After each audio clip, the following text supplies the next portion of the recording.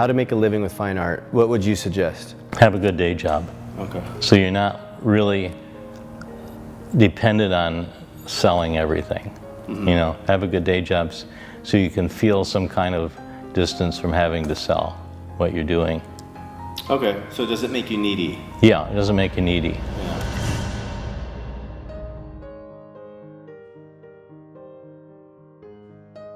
So you sell now, since 2011 till now, how much do you make profit for you per month on galleries? I'm not gonna say because it's very volatile.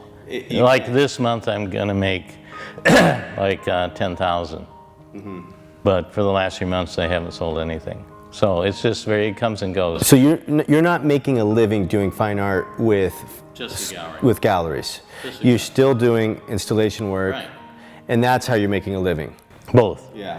With both, you know? It's like 1 year I think I made 50,000 through the gallery. Mm-hmm. You know, so it's both fit together very well. And they both help each other Yeah. get noticed. Right. Yeah. Right. And now I'm going into another gallery in Florida, in Fort Lauderdale. So this could be a potentially new stream of money. Oh, it will be.